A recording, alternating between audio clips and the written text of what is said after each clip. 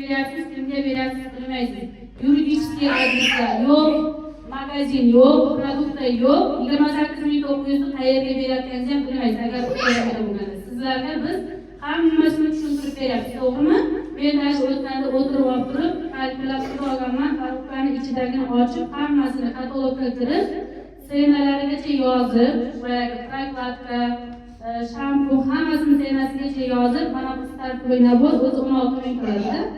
Shuni hammasini yozdim. 11 ming boyagi 102.900 balchili kupon kabinetga qaytib keladi. Bu 11 ming rubl bo'ladi, rubl. O'shalarigacha hisoblab chiqaman. Rovna 28.900 rubl bo'lar ekan. Ko'rasizlarmi? Qancha rubl korporatsiyada qolib ketdi? 1 rubl ham qolib ketgan, to'g'rimi? Nimaga shunda hozir odamlar ko'plar aytadi, men greenlikka kirdim, mesga oldim, pulimga kuyib qoldim, 1 yildan beri o'tiribman, joyim turibdi, pul olmayapman deydi.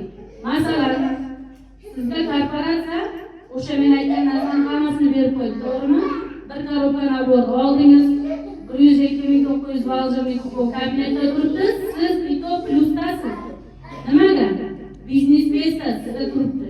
Biznes bestangiz masalan, haqiqat qilmasangiz ham, odam topmasangiz ham boshqa korporatsiyalarda sizni korporatsiyadan olib turib o'chirib bermaydi. Bu самый большой плюс. Masalan, men boshqa korporatsiyalarda ishlaganman. Agar 3 oy покупка qilmasangiz, avtomatik sizni korporatsiyadan nomingizni ham topa olmaysiz, joyingizni ham topa olmaysiz. O'sha katta minusmi? Bu yerda korporatsiyada xohlang покупка qiling, xohlang покупка qilmasdan faqat reklamni menejer bo'lib ishlang. По-любому pulni olasiz. Boshqa korporatsiyalarda, например, men ishlaganman, juda ko'p korporatsiyalarda ishlaganman. Birinchi kirasiz, besplatniy bo'lganda xursand bo'lasizlar, to'g'rimi? Besplatniy bo'lganda xursand bo'lasizlar, kirasizlar, har pul registratsiya bo'ldi. Har oy 50 balldan narsa olish kerak. Bu yerda mana bizdagi bor narsalar yo'q. Hammasi yo kosmetika, yo bo'lmasam faqat lechebniy какой-то anaqa bazlar, to'g'rimi? Biz hayotda naprimер faqat kasal bo'lib yurmaymiz, to'g'rimi? Faqat biz o'zimizni lecheniya qilish uchun har yili kruglый gод masalan biz faqat kasal bo'lib yurishni xohlaymiz, hech kim xohlamaydi, hech kim yo'lda ishlashni ham xohlamaydi. Masalan, kunga faqat masalan chiqib turib bitta kompaniya bor, shu yerda faqat dori-darmon sotadi, to'g'rimi? Bu yerda siz faqat dori-darmon sotib hammani olib kirib kela olmaysiz, hamma inson kirmaydi bu yerda. Chunki har bir inson masalan kasal emas, to'g'rimi? Здоровый odamlar ham bor. Bizda здоровый odamlar ham kelib ishlaydi. Nima uchun? Chunki biz mana shu greenlik korporatsiyasiga kirsak ham, kirmasak ham tish yuvamiz, bosh yuvamiz, pampers olamiz, prokladka olamiz, vitaminlar ichamiz. Boyaga aytganimdek kasal odamlar ham bor, to'g'rimi? Kasal odamlar ham kirib bizdan davo topgan insonlar ko'p. Farzandsiz insonlar ham, farzandli bo'lganlar bor, miomalar bor, eroziyalar bor insonlar ham mana kecha o'zimni komandamda bo'libdi. Men ham hamma aytib o'tdim, men o'zim aytadi, eshitgan. Bitta xotin shu shprit bor, bilsalaringiz. Bir litre shprit bor.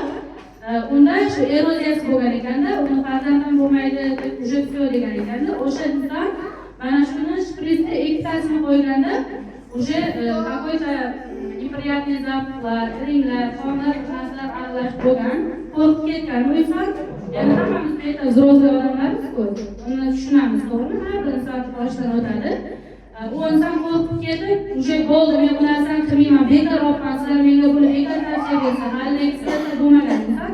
Endi menga uni qolganini sotib beringizlar deyapti. Shu qolgan, sotib beringizlar, endi sotishimiz kerak deb o'tiribdi.